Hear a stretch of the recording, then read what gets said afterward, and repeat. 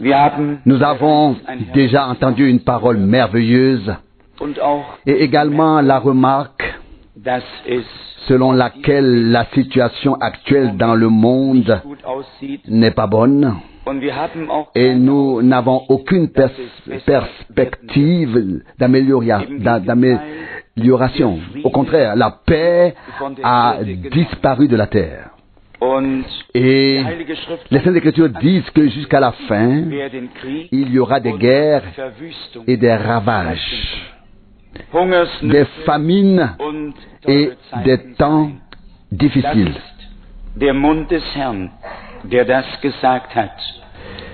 C'est la bouche du Seigneur qui a dit cela.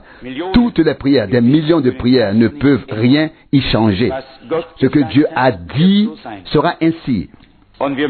Et nous devons apprendre à prier selon la volonté de Dieu et à accepter simplement toutes les choses qui ont été prédéterminées par lui comme faisant partie du plan de Dieu sans nous y attarder. Lorsque le Seigneur Jésus a parlé de ces choses, que ce soit dans Luc 21 ou dans Matthieu 24, il a dit, quand vous verrez toutes ces choses, relevez la tête, car vous savez que votre rédemption approche. Il n'a pas dit priez pour que cela n'arrive pas, mais alors relevez la tête car vous savez que votre rédemption est proche. D'un point de vue purement visuel, il s'agit bien sûr d'un tournant, dans la mesure où l'Amérique a renoncé à sa neutralité et s'est rangée du côté des Britanniques. Cela peut donner à l'Union soviétique le même droit à tout moment de prendre parti et de se donner le même droit. Et nous pouvons tous imaginer ce que cela implique. Il y a une des choses que Frère Branham a vues en 1933, une des visions. Il a vu l'Amérique détruite. Il a vu des souches d'arbres fumantes, des rochers brisés et déchiquetés. Et il a dit, autant que je pouvais voir, tout était détruit.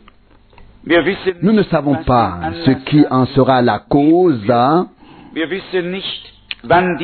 Nous ne savons pas quand cette minute ou cette heure sonnera. Une chose est sûre, le temps est précieux, il est grave, il est cher, il doit être racheté et nous voulons être sous la bénédiction et ne pas mener l'œuvre du Seigneur avec paresse, mais faire tout ce que nous pouvons pour transmettre ce que Dieu a dit. Il ne restera peut-être qu'un petit groupe qui sera également méprisé et rejeté, mais qui croira de tout son cœur ce que Dieu a dit. Et nous sommes pleinement convaincus qu'il s'agit de la dernière parole de Dieu. Nous voulons nous en souvenir une fois pour toutes jusqu'à la dernière heure de notre vie sur terre. Nous avons affaire à la dernière parole de Dieu, définitive, contraignante et absolue, qui s'impose à tous ceux qui veulent subsister devant lui. Tout le monde ne peut pas croire ce qu'il veut ou faire ce qu'il veut et ensuite vouloir subsister devant Dieu. Soit nous suivons notre propre chemin et nous finirons en conséquence, soit nous suivons le chemin de Dieu, ou plutôt Dieu suit son chemin avec nous et nous finirons alors dans la gloire avec lui. Cela est mieux de le prononcer ainsi. Dans l'épître aux Philippiens, il nous est dit de laisser derrière nous tout ce qui est passé. Philippiens 3:13. Ce n'est pas toujours facile, mais avec l'aide de Dieu, nous y parviendrons. Le prophète Ésaïe dit quelque chose de similaire dans le chapitre 43, au verset 18. Ne vous souvenez plus des choses anciennes, des événements anciens, et ne considérez plus les choses passées. Ésaïe 43, verset 18. Maintenant, le verset 19. Voici, je vais faire une chose nouvelle qui va maintenant apparaître. Ne la voyez-vous pas? Je ne sais pas si tout le monde ressent la même chose, mais j'ai entendu le week-end dernier à Zurich, ainsi qu'auparavant et encore ce week-end, que la prédication sur la demeure future a eu un impact très profond. Et que les prédications ne sont plus lues de manière superficielle, mais que l'Esprit de Dieu parle à nos cœurs d'une manière particulière. Nous l'avons certainement tous compris. Et vous savez combien d'années se sont écoulées avant que frère Frank ne vienne devant pour traiter ces prédications. Je les ai traduites ici depuis de nombreuses années, que ce soit à partir d'une bande directement ou sous forme de brochure. Mais le moment est venu et le Seigneur nous a donné pour instruction de nous concentrer sur les sermons après l'ouverture des sceaux. Et Dieu a un dessein particulier à cet égard. Et je crois qu'il est sur le point de faire sortir les siens et de faire pour nous ce dont nous avons besoin pour pouvoir subsister devant lui. Il est vrai que nous ne pouvons souvent pas subsister devant nous-mêmes et devant les autres, et encore moins devant le Dieu saint. Et nous en sommes déjà arrivés au point où nous sommes jetés dans la poussière et où nous disons, Seigneur, éloigne-toi de moi, je suis un pécheur, un homme pécheur. Et de la même manière, le cri de détresse et la conviction dans notre cœur sont, Seigneur, ne m'abandonne pas, j'ai besoin de toi maintenant plus que jamais. Et ainsi, Dieu nous laissera dans ce conflit intérieur jusqu'à ce qu'il le résolve lui-même. Oui, lui-même. Nous ne pouvons pas le faire. Nous pouvons nous juger nous-mêmes, nous pouvons juger les autres, nous pouvons nous acharner sur nous-mêmes, sur les autres. Nous pouvons tout faire, mais nous ne pouvons rien changer. Nous pouvons tout au plus aggraver les choses. Mais Dieu, lui, peut changer une situation. Et c'est en lui que nous plaçons notre confiance entièrement. Ainsi, quand la grâce qui nous a été offerte dans la révélation de Jésus-Christ. Aujourd'hui, nous allons poursuivre avec la prédication Les armes en prison. Nous sommes arrivés à la page 18 hier soir.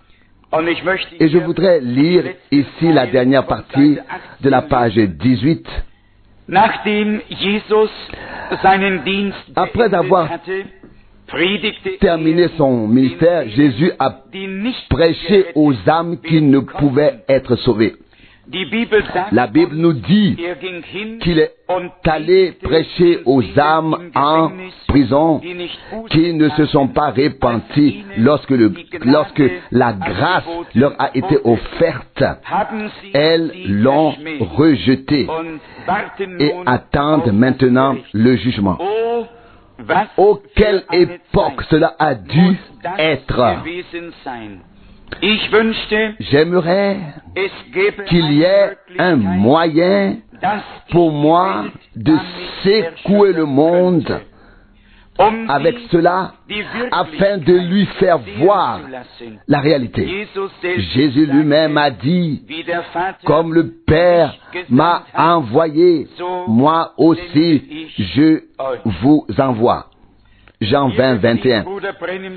Frère Branham fait ici référence à ce passage. Nous avons mentionné les 3 passages hier soir. Et Pierre a écrit que notre Seigneur, après avoir été crucifié, est descendu et a prêché aux âmes en prison qui avaient été désobéissantes, qui n'avaient pas cru lorsqu'un serviteur de Dieu leur avait offert le salut, la grâce et la délivrance au nom du Seigneur. 1 Pierre 3,19. Ils considéraient peut-être Noé comme leurs contemporains, avec les mêmes défauts, faiblesses et infirmités que tous les autres, et ne reconnaissaient pas que le Dieu Tout-Puissant avait fait une offre de grâce à cette génération. Et ils se moquaient et n'écoutaient pas la parole du Seigneur. Ils se trouvaient désormais en prison dans les lieux les plus bas, et le Seigneur Jésus s'y rendit et prêcha aux esprits qui s'y trouvaient. Mais il était trop tard. Le salut n'était plus possible. Trop tard pour toujours. Et nous tous, qui avons quelques années derrière nous, savons combien cela peut être douloureux et ce que l'on peut ressentir lorsque l'on a laissé passer certaines occasions qui ne reviendront jamais.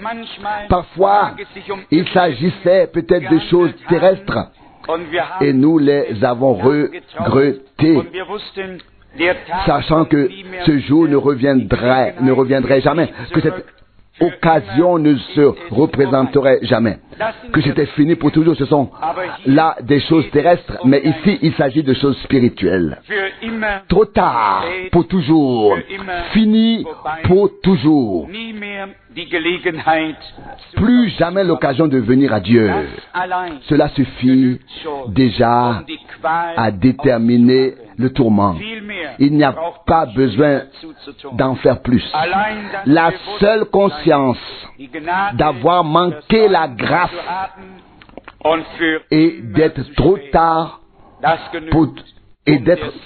pour toujours suffit à infliger à l'âme les pires tourments que l'on puisse imaginer. Un jour, le temps de la grâce sera écoulé et la porte sera fermée. Et ceux qui sont dehors resteront dehors pour toujours, et ceux qui sont dedans resteront à l'intérieur pour toujours. Il est également dit ici, citation, le ministère de Jésus-Christ s'incarne dans son Église en ces derniers jours. Beaucoup d'entre vous le croient. Je le crois. Avec vous, je le crois. Si je ne le croyais pas, je ne saurais pas quoi faire. Car, après tout, c'est moi qui suis concerné ici. Si l'Esprit de Dieu est en vous, vous vous souciez des gens. Il y a un passage des Écritures qui m'a toujours intrigué. Comment Moïse a-t-il pu faire à Dieu une meilleure proposition que celle que Dieu avait faite, jusqu'à ce que je réalise que c'était l'Esprit du Christ en Moïse. Dieu a dit, Moïse, sépare-toi d'eux, je vais tous les détruire et recommencer avec toi. Exode 32, 10, il répondit en se jetant dans la brèche, Seigneur, enlève-moi, efface mon nom. Exode 32, 32, c'était ces mêmes personnes-là qui s'étaient rebellées et pour lesquelles son cœur battait si fort. En tant que prédicateur qui porte le peuple dans son cœur, comment puis-je être justifié devant Dieu et devant moi-même si je cache quelque chose aux personnes que j'aime plus que moi-même? Ce n'est pas seulement le cas de Moïse ou de Paul qui voulaient sauver ses compatriotes et étaient même prêts à renoncer à la communion avec le Christ. S'ils pouvaient seulement transmettre à ses frères le salut que Dieu avait donné en Christ. Romains 9, verset 3. Moïse s'est interposé, est entré dans la brèche pour ceux qui s'étaient dressés contre lui, pour ceux qui s'étaient ligués contre lui, pour ceux qui lui voulaient du mal. Et frère Branham a dit, cela m'a toujours intrigué, jusqu'à ce que je comprenne que c'était Christ en Moïse.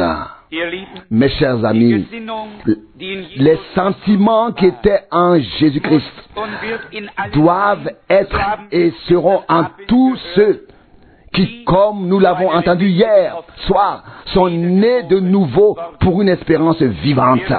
Nous nous mettrons dans la brèche et laisserons tout jugement à Dieu. Paul dit, je ne me risque même pas à me juger moi-même. 1 Corinthiens 4, verset 3. Qu'est-ce que c'est? Car c'est Dieu seul qui prononce le jugement. Lorsqu'il mettra en lumière même ce qui est caché, l'homme ne voit que ce qui est devant ses yeux. Dieu voit dans le cœur. Il a également écrit, remarquez que le même signe spirituel que Jésus a accompli est réapparu sur terre en ces derniers jours. Le même signe spirituel qu'il a identifié comme le Messie, l'a également identifié aujourd'hui. Il est toujours le Messie.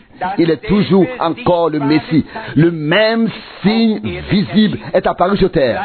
La même colonne de feu que Paul a vue. Le même que lui, tel qu'il était.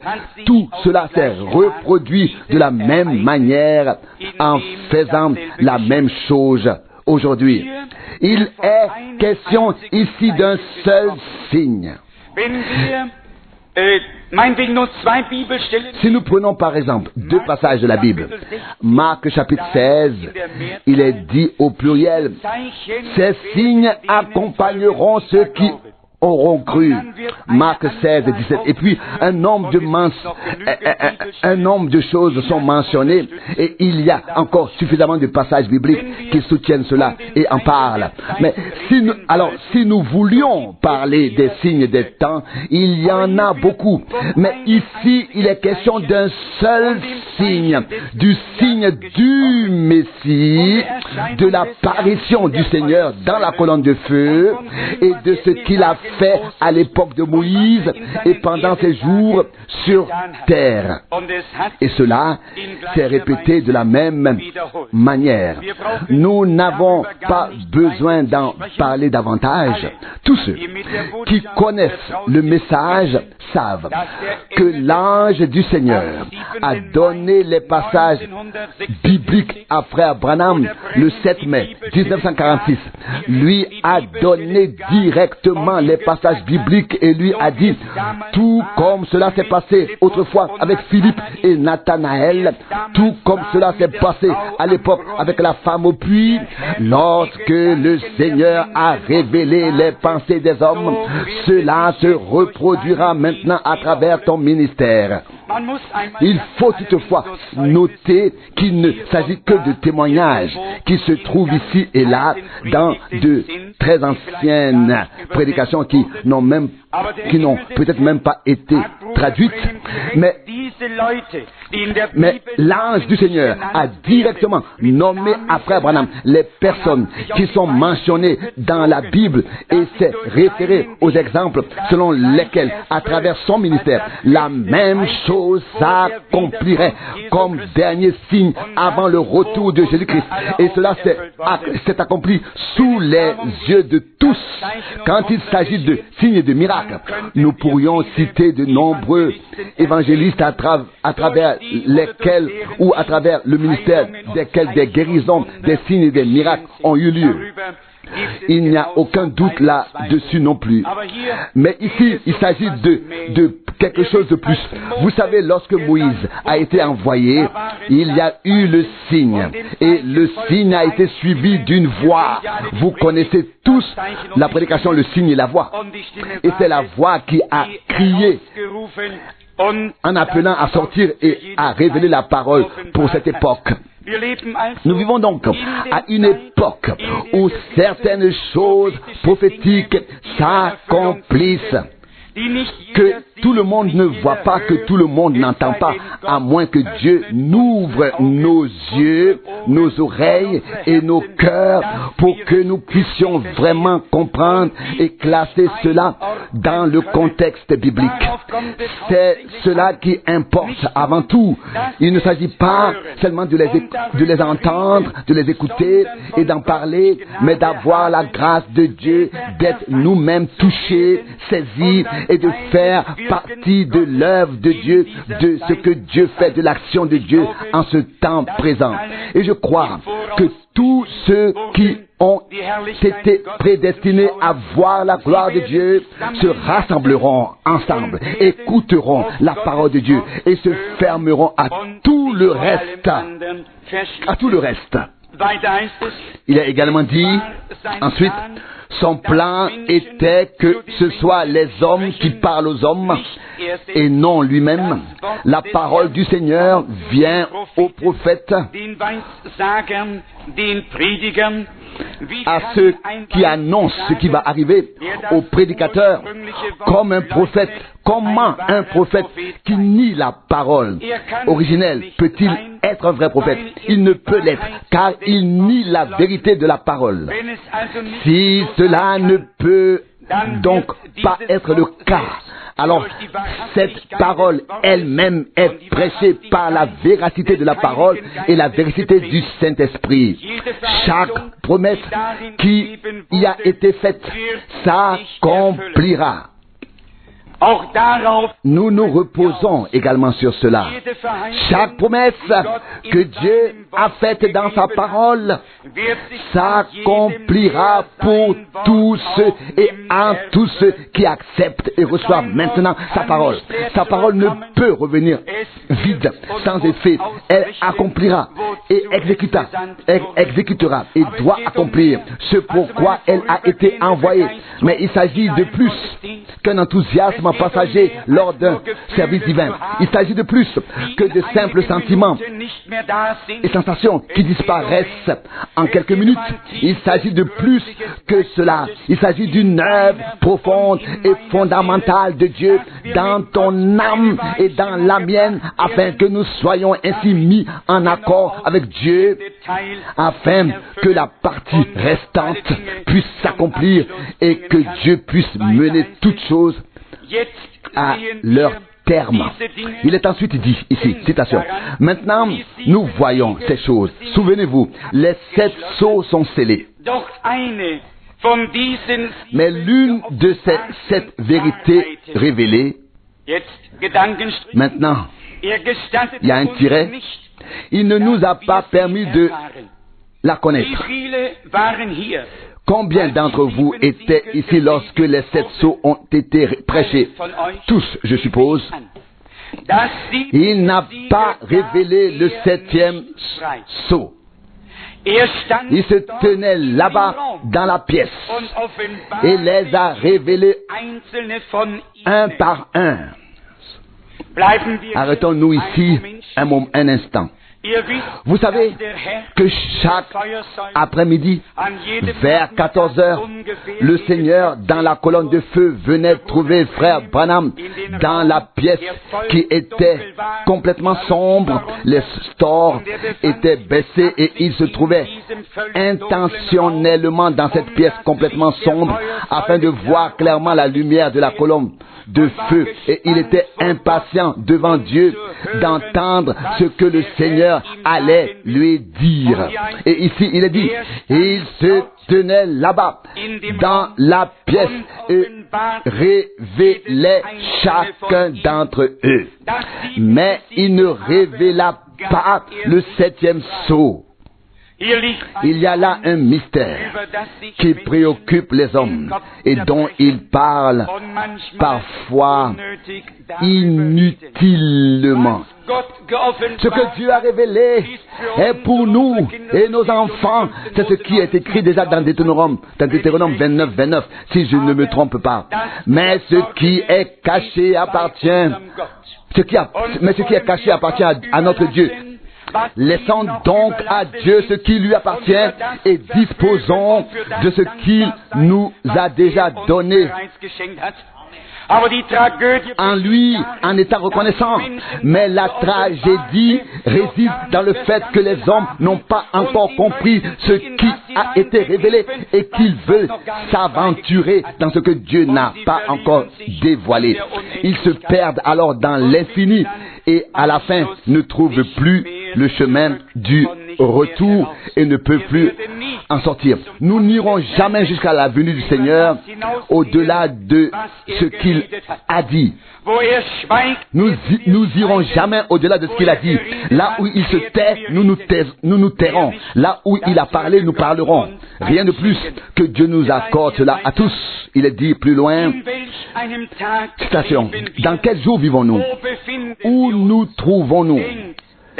Souvenez-vous que dans le 6e sceau, toutes les 7 trompettes retentissent. C'est aussi quelque chose de très précieux et de très rare. Vous savez, d'après l'exposé sur les 7 époques de l'Église, les 7 âges de l'Église, vous savez que Frère Branham a prêché les 4 premiers sceaux en parallèle avec les 7 écrits envoyés à l'Église. Et puis il a dit, le 5e sceau concerne les Juifs et le 6e sceau concerne la grande tribulation. Donc vous savez ce qui y est écrit, le soleil et la lune s'obscurcissent, les étoiles tombent du ciel, etc.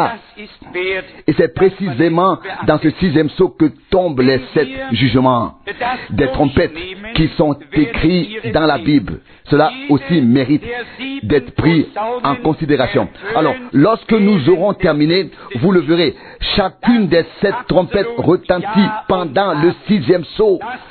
C'est absolument oui et amen. Cela s'inscrit parfaitement dans le programme global, tout comme tout le reste.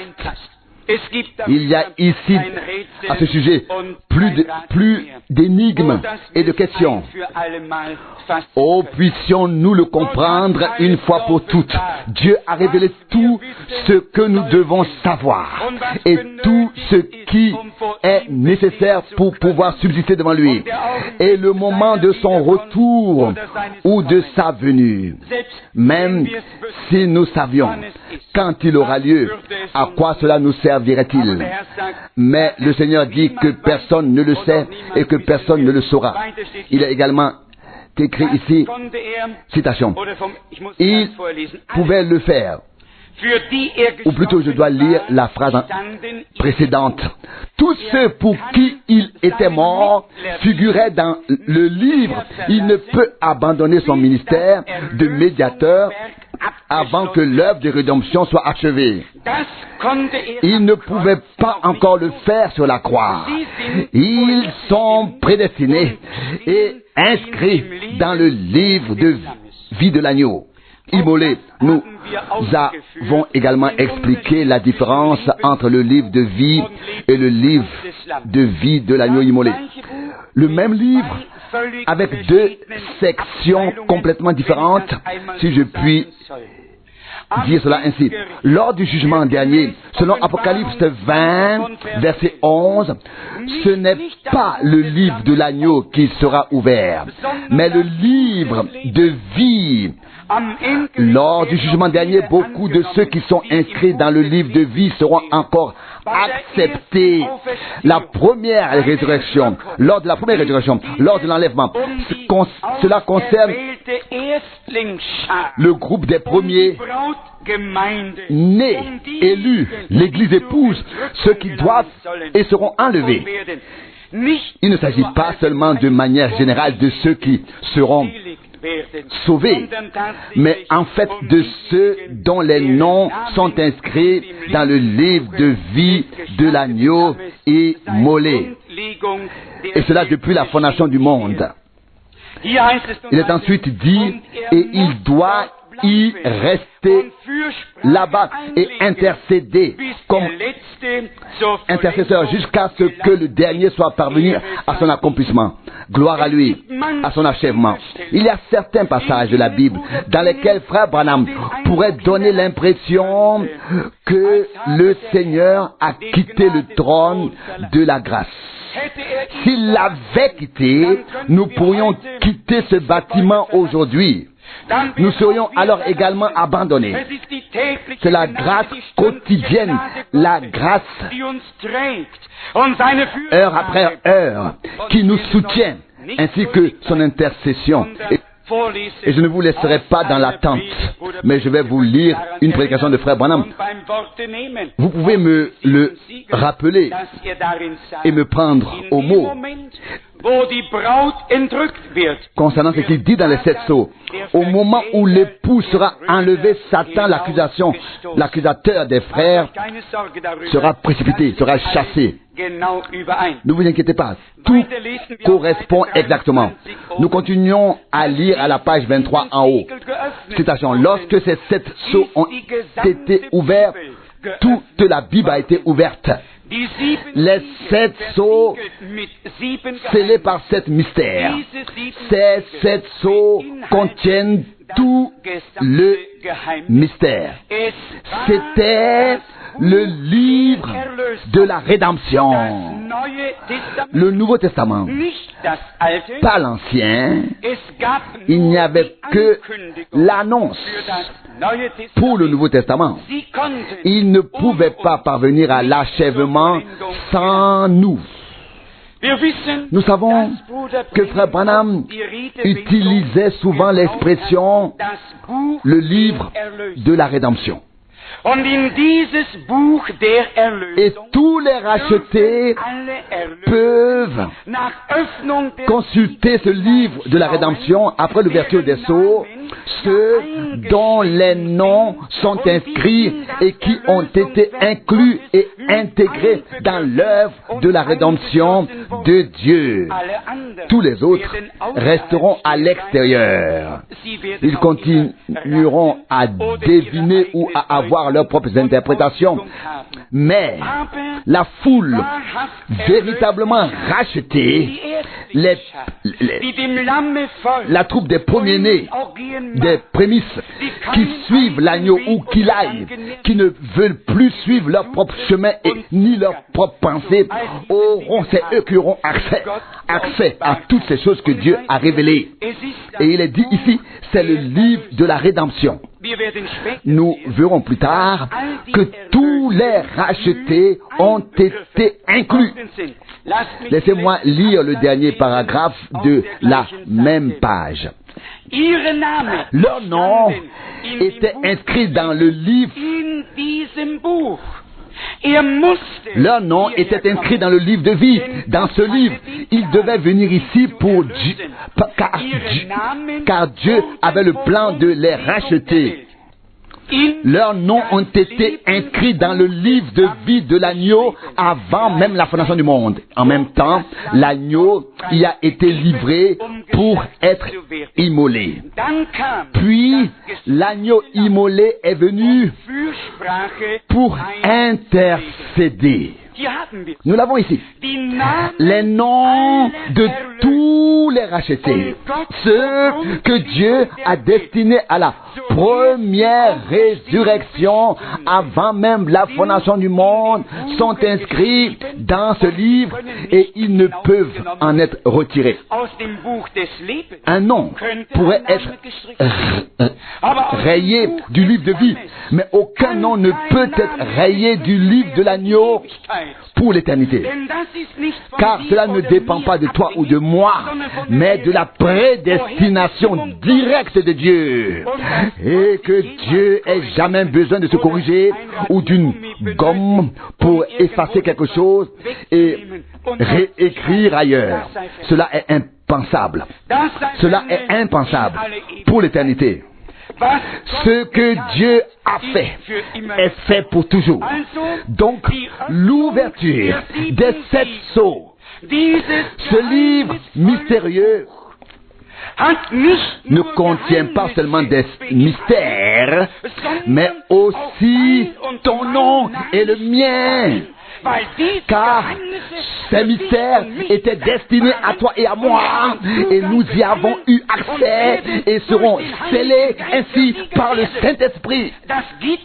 Cela ne peut pas être autrement. C'est la promesse de Dieu et nous en tenons là. Il n'y a donc rien à discuter à ce sujet. Cela devrait peu à peu nous rendre heureux. Je sais exactement ce que vous ressentez et je sais encore mieux ce que je ressens moi-même. Et nous ne nous trompons pas nous-mêmes ni les autres en pensant que nous avons encore besoin de beaucoup de choses pour subsister devant Dieu, pour être acceptés devant Dieu. De même, nous ne pouvons nier que le Seigneur a été miséricordieux envers nous. De même, nous ne pouvons nier qu'il a eu pitié de nous et nous a acceptés, afin que nous soyons à jamais sa propriété. Et dans la foi, nous nous y accrochons et sommes prêts à aller de l'avant avec sa force et son aide. Il est également dit ici, elle sera sans tache et sans ride, car c'est pour cela que l'agneau de Dieu est mort. Lorsque le dernier, dont le nom est inscrit dans le livre, sera racheté, l'agneau s'avancera et prendra le livre. C'est moi qui ai accompli cela. Le remarquons-nous, lorsque le dernier nom inscrit dans le livre sera racheté, l'agneau s'avancera et prendra le livre. Personne ne pourra donc manquer. Je sais que certains disent, bon, le temps de la grâce est révolu.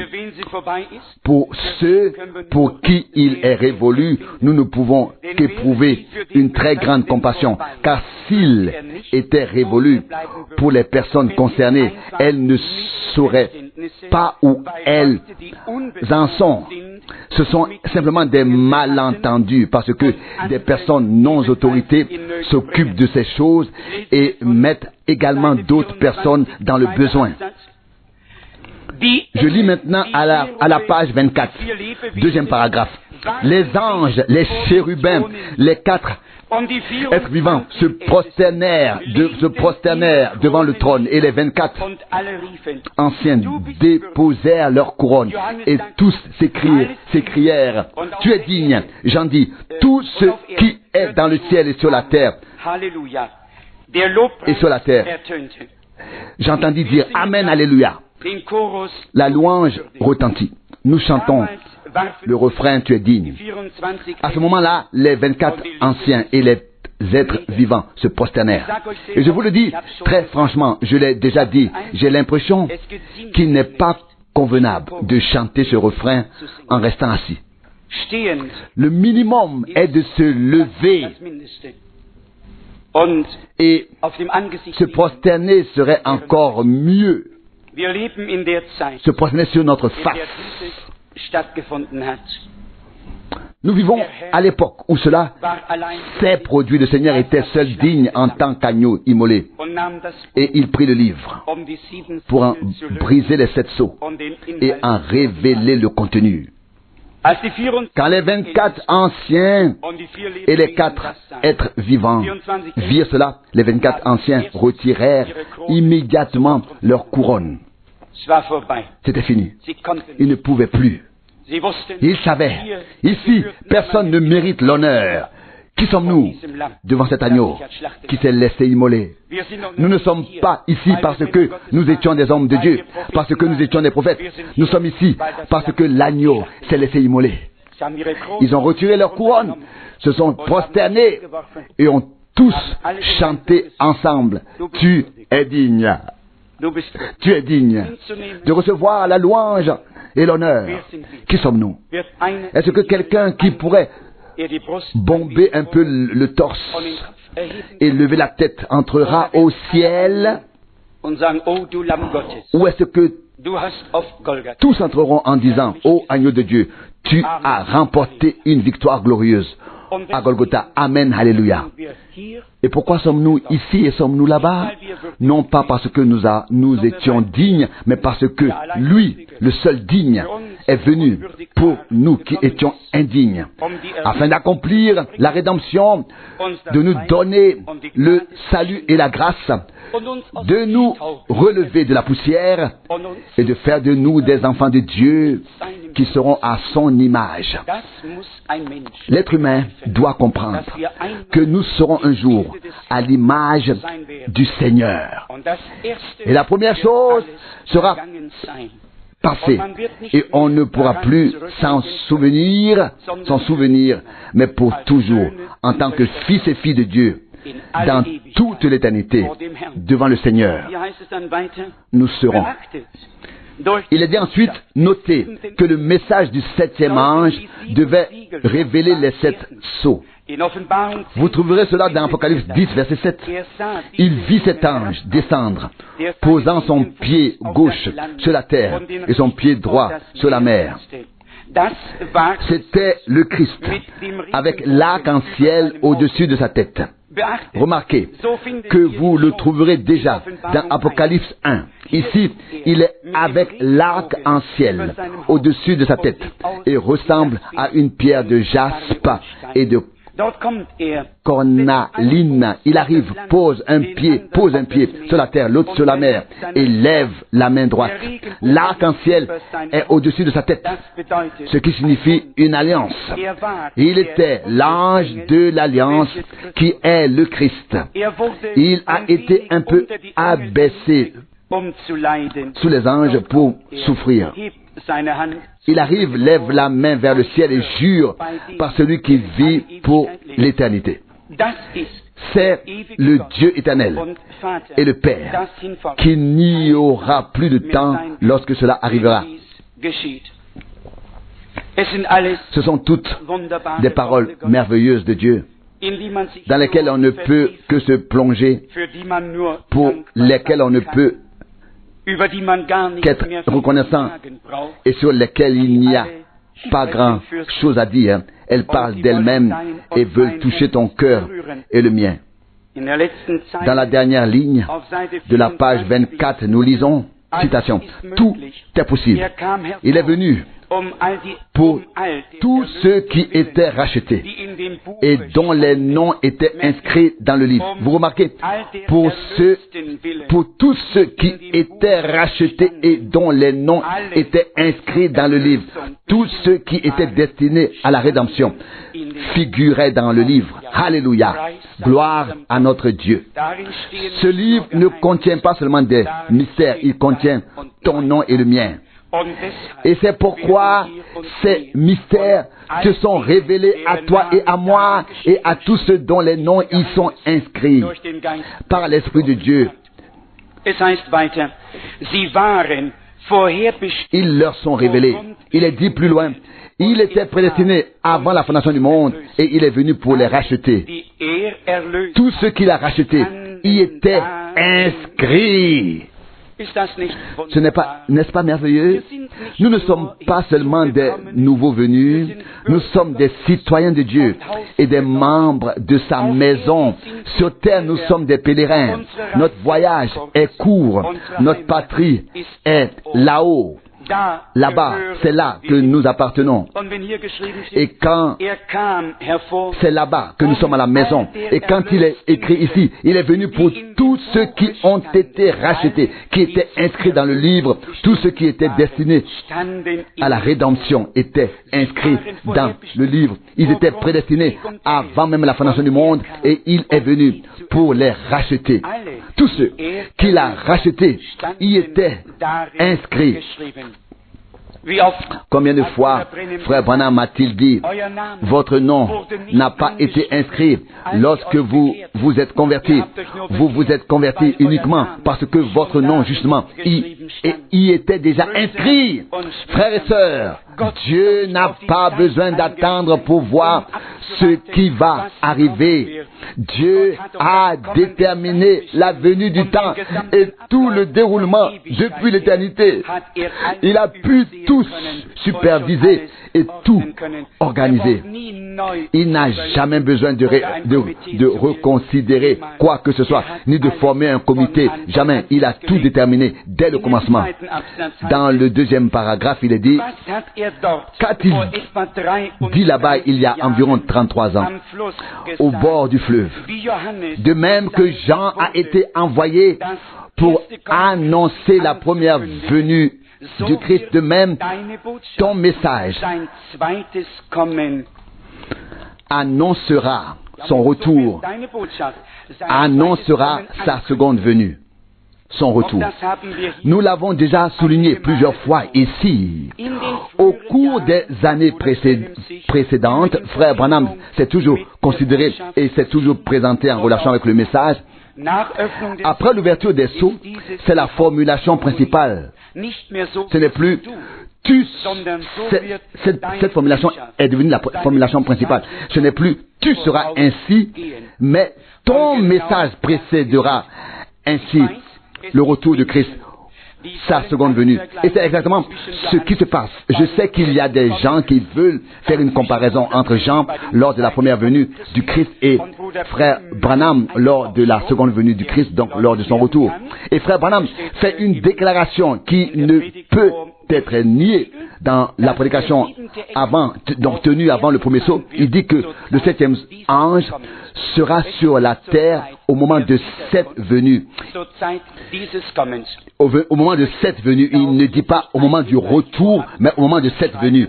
Je ne veux pas entrer dans les détails maintenant, car j'ai l'intention d'écrire à ce sujet, si Dieu le veut, afin de clarifier tout ce qui doit et peut être clarifié. Mais laissez-moi vous dire d'avance, pour les enfants de Dieu, tout est clair et ils ne se laisseront égarés ni troublés par personne, pas avec 100 arguments, car ils ne répondent pas au premier et n'écoutent pas le deuxième.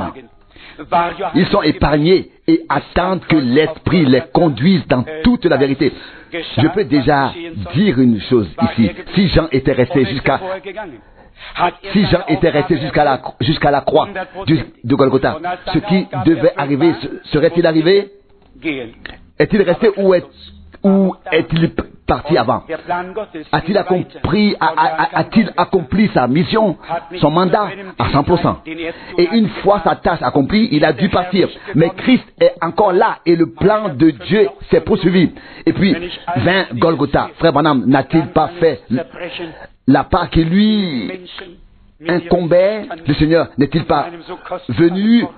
Oh, mon cœur pourrait exulter et se réjouir quand je vois toutes ces choses. Et puis mon cœur peut se briser quand je vois comment les gens jouent avec leur intelligence dans une parole de Dieu si précieuse. Oh, cela fait mal au plus profond de l'âme, mais notre Dieu connaît les siens. Et il leur accordera sa grâce jusqu'à la dernière heure. Et il aidera les siens à discerner. Et ils ne se laisseront pas égarer ni troubler. À quoi servent 100 arguments? Une seule chose dite par Dieu vaut mieux que 1000 arguments. Et quand Dieu a parlé, c'est clair. Et quand les hommes parlent, ils peuvent parler toute la journée. Et quand ils ont fini, nous avons mal à la tête. Mais l'âme est vide. Et la parole, et la réponse, plutôt, n'est pas là. À qui cela profite-t-il? À personne. Mais Dieu est fidèle. Il aidera. Ne vous inquiétez pas à ce sujet. À la page 30, nous lisons environ au milieu. Oui, je le sais très bien. Oui, je le sais. C'est exactement ce qui est écrit dans mon livre des prophéties de 1933, que cela arriverait. Pourquoi ne voyez-vous pas, ne reconnaissez-vous pas que c'est Satan qui les unit? La Bible dit, après un petit moment, dès qu'ils seront unis, l'union des dénominations prendra fin. C'est en cela que consistera la marque de la bête. C'est vrai. Je n'ai pas le temps d'approfondir ce sujet. Cela ne concerne pas vraiment le sujet dont Frère Branham voulait parler, mais il mentionne son vieil ami Duplessis, avec lequel il a prêché sur la même tribune, qui a principalement participé aux grandes réunions en Afrique du Sud, qui a vu ce que Dieu fait. Avant cela, cet homme n'avait jamais mis les pieds sur le sol américain. Et après cela, il est allé aux États-Unis et est devenu un homme du monde, un homme connu mondialement. Et Frère Branham le déplore ici et il dit un homme avec lequel j'ai parlé sur la même tribune est maintenant en train de réunir tout le monde, d'unir tout, vouloir unir tout le monde. Et savez-vous aujourd'hui qui a apporté l'union entre les confessions, en particulier entre les deux principales confessions? Était-ce les méthodistes? Était-ce les baptistes? Était-ce l'armée du salut? Non, c'était le mouvement pentecôtiste qui a été le lien entre ces deux grandes confessions. Le mouvement pentecôtiste, les méthodistes n'avaient rien à offrir, les baptistes n'avaient rien à offrir, l'armée du salut n'avait rien à offrir. Qui avait quelque chose à offrir? Mais qu'ont-ils offert? Qu'ont-ils offert? Un mouvement émotionnel, quelque chose qui a fait croire aux gens qu'ils avaient reçu le Saint-Esprit. Et qu'est-ce que c'est? Vous pouvez lire attentivement ce sermon dans lequel Frère Branham fait référence à des détails plus précis.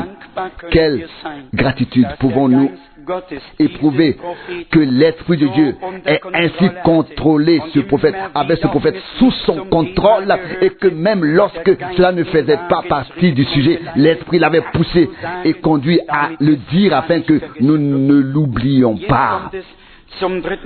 Nous arrivons maintenant au troisième pool, à la page 31, deuxième paragraphe.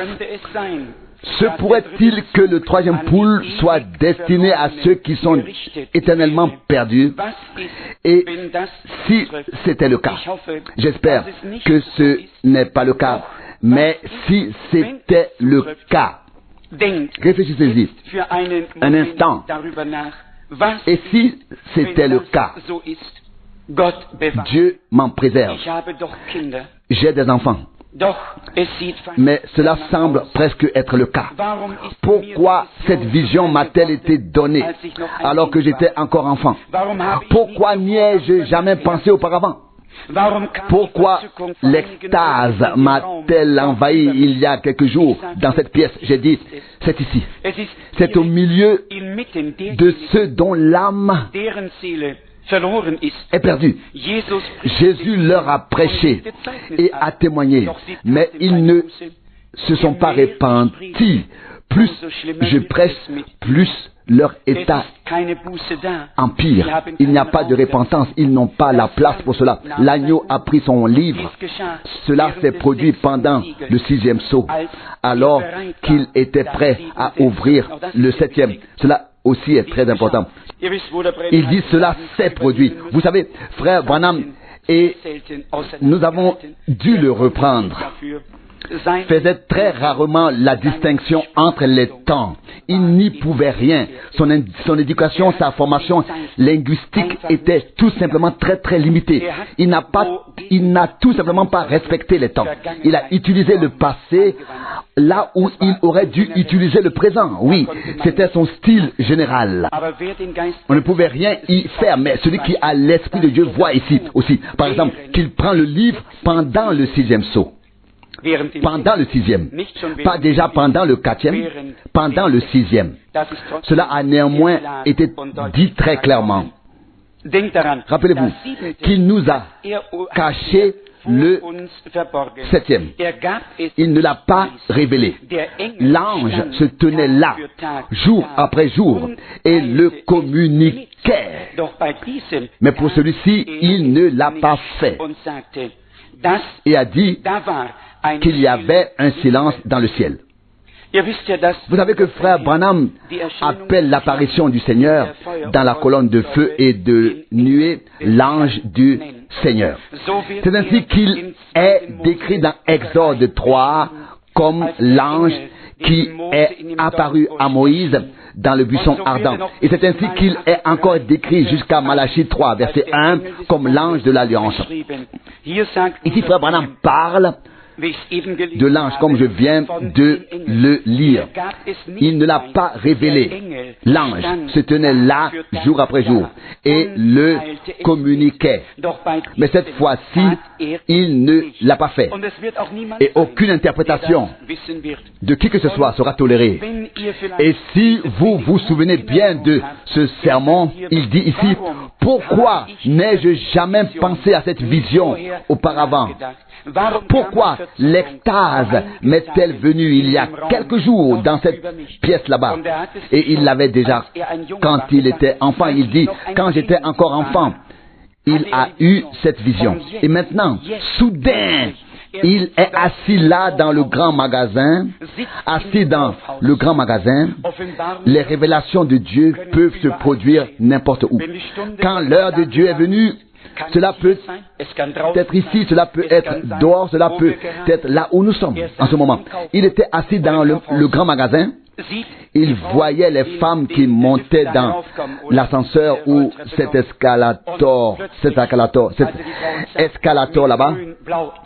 Et soudain, quand il a vu les femmes avec leurs yeux peints, maquillés en vert et bleu, quelque chose l'a frappé. Et à l'instant d'après, il était déjà en extase et a eu une vision. Et l'Esprit lui a rappelé ce qu'il avait vu quand il était enfant.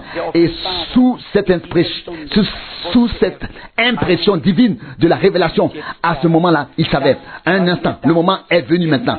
Ce qui m'a été montré à l'époque, quand j'étais enfant, je le vois maintenant ici devant moi, de mes propres yeux. Je le vois maintenant. Et déjà, le Seigneur lui parlait et lui révélait les choses. Et maintenant, il continue. On peut à peine le lire, car, non pas les sœurs, laissez-moi vous dire, frère Branham ne parlait pas des sœurs, et je ne pense pas que quelqu'un devrait se sentir visé s'il n'est pas visé. Il parlait simplement de ces femmes qui, dans leur arrogance, dans leur aveuglement, dans leur orgueil, se comportent comme si ni Dieu, ni le mari, ni personne d'autre n'avait quoi que ce soit à leur dire. Ce sont elles qui sont visées, pas celles qui se soumettent et s'inclinent devant Dieu et sa parole. Nous le savons tous très bien. Et puis, dans l'avant-dernier paragraphe, il est dit, voyez ce que les dénominations ont fait pour elles. Elles leur ont permis de manipuler la parole sainte, ce qui est contraire à la Bible. Elles les ont faites prédicatrices, ce qui est interdit par les Écritures, par les Saintes Écritures. Maintenant, elles sont même faites souveraines, mères, gouverneurs, tout dans le pays, et prédicatrices dans la maison de Dieu, bien qu'elles soient responsables de tous les péchés qui ont jamais été commis. Elles en sont la cause. Je ne parle pas maintenant des droits. Elles sont responsables. Elle est responsable de la naissance de chaque enfant aveugle. Elle est responsable du creusement de chaque tombe. Elle est responsable du péché, de la maladie, de la souffrance. Aucune sirène d'ambulance ne se ferait entendre si ce n'était pas à cause d'une femme. Il n'y aurait pas de pleurs, pas de péché, pas de mort, pas de souffrance, pas de tourment. Mais une femme en est la cause. Dieu lui a interdit de monter sur l'estrade et de prêcher. Et pourtant, elles le font. On ne peut pas continuer à lire tout le deuxième paragraphe. C'est à l'église prédestinée que je m'adresse, pas aux étrangers, à ceux qui sont dehors, non, à ceux qui ont été appelés, ceux qu'il a prédestinés, ces prédestinés, ceux qu'il a retirés de chaque groupe, à chaque époque. Ce sont eux pour qui il vient. C'est aussi une déclaration très merveilleuse. C'est à l'église prédestinée que je m'adresse. Ce sont les élus qui écoutent ce que l'Esprit dit aux églises. Et vous savez,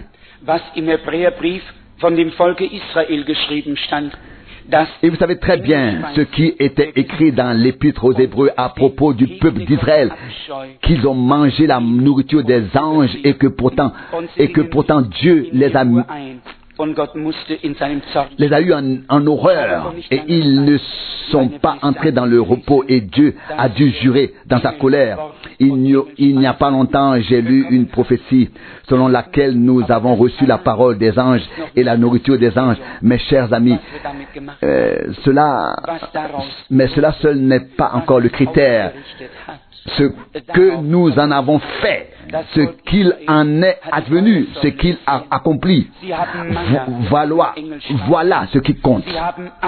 Ce qu'il a pu opérer, voilà ce qui compte. Le peuple d'Israël a vu la colonne de feu, il a reçu la manne, la nourriture des anges, il a pu expérimenter pendant 40 ans tout ce que Dieu pouvait faire dans son esprit, dans son âme, dans son corps et même dans ses vêtements. Et quand le temps fut écoulé, ils étaient tous morts. Frère Branham dit, séparés de Dieu pour toujours. Ce n'est donc pas ce que Dieu a donné et fait, mais ce que nous en faisons et ce que Dieu peut accomplir en toi et en moi à travers cela, à travers ce qu'il donne. Nous avons pu voir la colonne de feu, nous avons pu manger la nourriture des anges, nous avons pu entendre la parole de Dieu. Nous avons pu tout vivre et tout recevoir. Mais ensuite, tout dépend de l'obéissance. À l'époque, ils n'ont pas associé la parole, relié la parole à la foi et ne l'ont pas mise en pratique et exécutée dans l'obéissance et Dieu s'est mis en colère contre eux. Il en va peut-être de même aujourd'hui. Il ne suffit pas d'entendre ou d'accepter et d'écouter la parole de Dieu, mais il faut pouvoir la mettre en pratique par la grâce de Dieu. Ici, peut-être que Frère Branham m'apporte quelque chose tout de suite à la page 32, dernier paragraphe. Oh oui, tu l'as fait. Il parle auparavant des dons de l'esprit que les gens ont et qui disent Alléluia, etc. et louent Dieu. Et puis il dit, oh oui, tu l'as fait. Pensez plutôt au peuple d'Israël. La Bible dit qu'après avoir sauvé le peuple d'Égypte et l'avoir fait sortir, il a fait périr ceux qui n'ont pas suivi le message. Ils ont mangé la manne tombée du ciel. Ils ont mangé la manne que Dieu a fait pleuvoir sur la terre pour les nourrir. Ils se tenaient en présence du messager. Ils ont vu la colonne de feu. Ils ont entendu la voix de Dieu. Ils ont vu la confirmation. Mais ensuite, ils ont voulu croire. Courir. Il y a encore d'autres hommes saints, ils ont dit, il y a encore ceci, cela ou autre chose, tu n'es pas le seul. Nous aussi, nous devons être considérés comme saints. Nous aussi, nous devons faire tout cela. Tout le peuple est saint. Si ce n'est pas le langage des gens d'aujourd'hui, alors je ne sais pas. Et que Dieu me préserve maintenant et pour toujours d'être juge. Je suis jugé et je sais ce que c'est. Et je ne voudrais jamais juger quelqu'un. Mais ce n'est qu'une constatation. Comme au temps de Moïse. Que s'est-il passé? L'un d'eux est venu et a dit, ne sommes-nous pas encore là, nous aussi? N'avons-nous pas aussi tout entendu? N'avons-nous pas la parole? N'avons-nous pas le message? N'appartenons-nous pas au peuple de Dieu? Est-il le seul à être là, lui seul, qui lui donne ce droit? N'avons-nous pas tous été conduits à sortir? N'avons-nous pas tous été appelés à sortir par Dieu? N'avons-nous pas tous traversé la mer Rouge? N'avons-nous pas tous bu l'eau du rocher? N'étions-nous pas tous là quand ceci et cela et encore autres choses se sont produites? Qui est-il? Il est seul, nous sommes tous saints. A-t-il encore ceci? Et il a encore cela et nous n'avons rien. C'est lui qui a tout et nous n'avons rien. Nous sommes donc ici. Nous sommes ici. Oui, nous sommes ici. C'est vrai. Mais Dieu n'est pas loin non plus. Dieu n'était pas loin. Dieu a tout regardé jusqu'à un certain moment. Et puis il a dit, maintenant, c'est fini. À qui ai-je parlé? À vous ou à lui? Qui a reçu un mandat? Qui a reçu un appel? De quoi s'agit-il ici? Moïse et d'autres serviteurs de Dieu s'étaient-ils mis en avant ou la main de Dieu était-elle sur eux? Et y avait-il une nécessité divine derrière tout cela? Oh, je souhaiterais à chacun de pouvoir faire ce qu'il veut dans le royaume de Dieu. Mais ce n'est pas possible. C'est interdit par Dieu lui-même. Dans le royaume de Dieu, seul Dieu a quelque chose à faire. Et seuls ceux à qui il a prononcé une commission. Tout le reste, permettez-moi de le dire et de le dire clairement, révèle d'une autre inspiration. On veut faire quelque chose soi-même et par ses propres actions. Tout tombe dans un désordre sans nom. Les gens sont tiraillés. Il y a Korah, il y a Abraham, il y a quelqu'un d'autre, ou alors Corée plutôt. Vous connaissez tous ces gens. Et c'était un va-et-vient.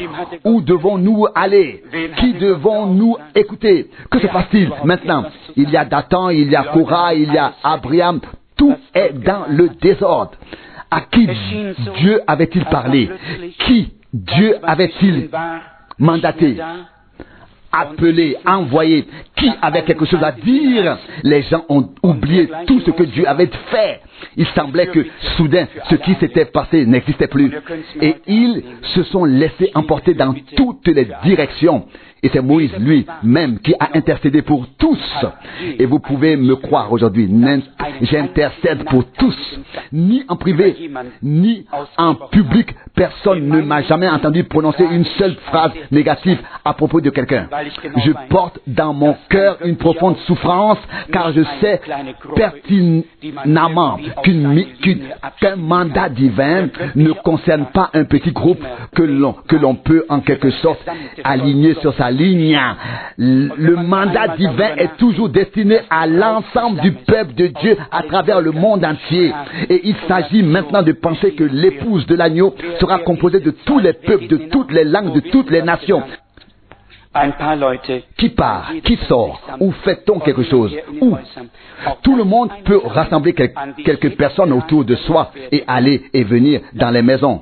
C'est aussi une chose dont je me souviens en ce moment. Permettez-moi de mentionner deux faits ici. Dans les Actes des Apôtres, peut-être au chapitre 4 ou en tout cas au chapitre 2, 3 et 4, il est écrit, ils se réunissaient dans les maisons. Ça c'est biblique et c'est bien. Personne ne peut s'opposer à ce que nous nous réunissions pour prier, méditer la parole et rompre le pain. Mais lorsque Paul écrit à Timothée au sujet des frères qui vont de maison en maison pour semer la confusion parmi les gens, c'est tout autre chose. 2 Timothée 3, 6 à 7. L'un n'a plus rien à voir avec l'autre. Mais on peut alors distinguer comment les choses se présentent et de quelle direction et de quel esprit elles sont marquées. Bien sûr, cela fait aussi partie du processus, il faut le dire, pour que les gens puissent prendre leurs décisions et ne soient pas ballottés par tous les vents. Page 33, Moïse a dit, citation, que tous ceux qui sont du côté du Seigneur viennent avec moi. Puis il a ouvert la terre et les a engloutis. Eux aussi étaient des bonnes personnes, bien sûr. Qu'ils l'étaient, c'était des gens très bien, certes, mais cela n'avait pas d'importance. Ce ne sont pas tous ceux qui disent Seigneur, Seigneur, qui entreront dans le royaume des cieux, mais ceux qui font la volonté de mon Père. Matthieu 7, 21. Bien sûr, la question n'est pas de savoir si quelqu'un est bon. La question est de savoir si quelqu'un a été envoyé par Dieu. Et nous l'avons écrit. Celui qui est envoyé par Dieu prononce les paroles de Dieu. Jean 3, 34. Et celui qui est de Dieu écoute la parole de Dieu. Jean 8, 47. Et j'espère que personne ne vient ici pour écouter seulement un homme. J'espère que nous venons ici pour écouter Dieu à travers sa parole. Mais laissez-moi souligner, le temps est grave. Un jour, chacun restera là où il a pris position. Ceux qui étaient avec Corée seront avec lui. Ceux qui étaient avec Dathan seront avec lui. Ceux qui étaient avec Abraham seront avec lui. Ceux qui étaient avec Moïse, un jour, d'une manière ou d'une autre, ce sera fini. Et chacun se tiendra là où il a pris position. Nous n'avons même pas pris position avec frère Franck ou avec frère Branham. Nous avons pris position avec le Seigneur qui a révélé sa parole en ce temps-ci. Et nous le remercions d'avoir pris, lui le Rédempteur, lui l'agneau de Dieu, d'avoir pris le livre de la rédemption. Et nous le remercions d'avoir inscrit nos noms dans ce livre et de nous permettre de prendre part maintenant à tout ce qu'il a révélé. Tous ceux dont les noms sont inscrits dans le livre de la rédemption n'écouteront maintenant personne d'autre que le Rédempteur. Ils écouteront l'agneau qui a été immolé, qui a pris le livre, brisé les sceaux et révélé son contenu. Et ils trouveront le repos en Dieu et seront un seul cœur et une seule âme, pas l'un contre l'autre. Cela se fera très rapidement. Cela se fera très rapidement. C'est très facile ça, d'être l'un contre l'autre. Puis Hérode, Pilate et tous les amis deviendront un seul être. Une seule personne. Tout cela peut être possible. Non. Mais ce n'est pas l'unité divine. L'unité divine, c'est Dieu en nous et nous en lui. Le Christ en nous, l'espérance de la gloire. Et c'est ce que nous voulons voir. Et c'est ce que nous verrons. Dieu nous l'accordera par sa grâce. Que son nom soit loué et glorifié. Qu'il nous accorde, à toi et à moi, sa grâce et son discernement pour savoir c'est qui parle. Et c'est qui parle maintenant et dans quel but les gens parlent et disent ce qu'ils disent. Quelles sont les motivations derrière cela? Et nous savons bien que Dieu ne laissera subsister que cela à la fin. Ce qui a été dit selon sa volonté, conformément à sa parole et accompli par son esprit. Puissions-nous le comprendre aujourd'hui. Et pour conclure, répétons-le encore une fois. Le livre de la rédemption a été ouvert pour les rachetés, dont les noms sont inscrits, qui sont inclus dans le plan de la rédemption. Ils ont accès à ce qui y est écrit, car ils y sont eux-mêmes inscrits. Alléluia. C'est quelque chose de merveilleux, de magnifique, de grand. Et mon cœur peut aussi être rassuré et remercier Dieu. Car je sais que mon nom y figure et nous le savons tous grâce au témoignage du Saint-Esprit. Que Dieu nous bénisse tous. Amen. Levons-nous et prions.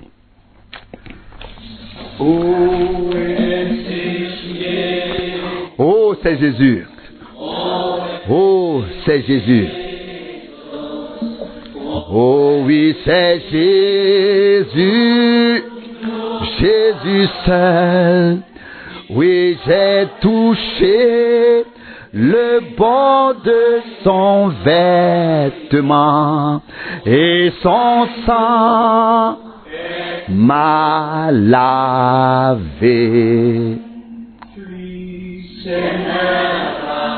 Coulé, oui. Coule. Fleuve de grâce, coule.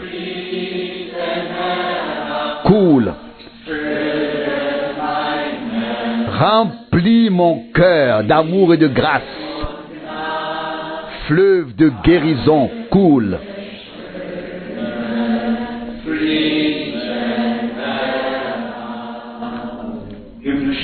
Père Céleste, nous venons ensemble devant ta sainte face.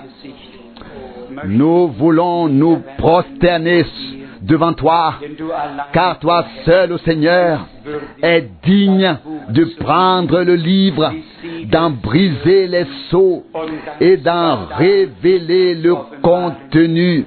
Merci de nous permettre de faire partie de ton plan de rédemption.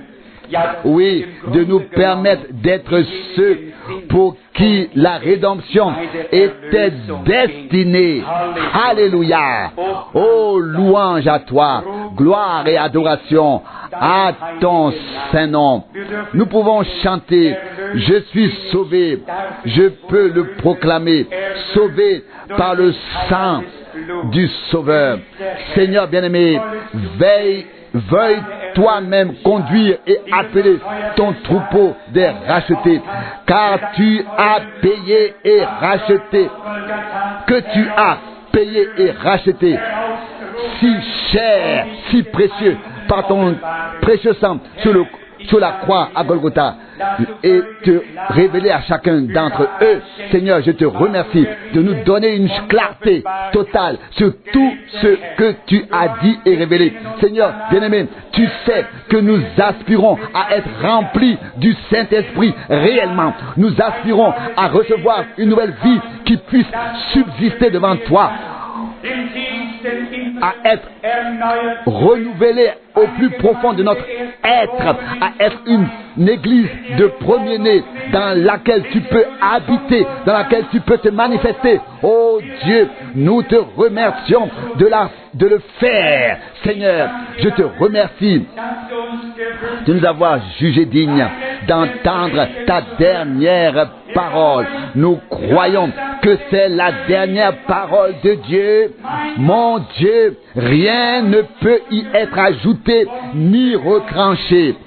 Sauveur, veux-tu nous mettre en accord maintenant avec cette parole de Dieu, nous mettre en parfaite harmonie avec toi, avec ta parole, avec tes paroles, avec ton esprit, pour être en parfait accord. Dieu fidèle, nous intercédons pour tous, et cela par conviction. Et nous te prions, Seigneur, tu connais les tiens, et les tiens te connaissent, et les tiens entendent maintenant ta voix. Puisse-t-il l'entendre dans toute cette confusion, et que tous les hommes soient arrachés à leurs opinions, et écoute maintenant ta voix, écoute ta parole de grâce. Seigneur, nous te remettons tout, et te prions de nous bénir, ainsi que tout ton peuple qui t'adore, sur toute la terre, de la richesse de ta grâce, au nom de Jésus. Amen.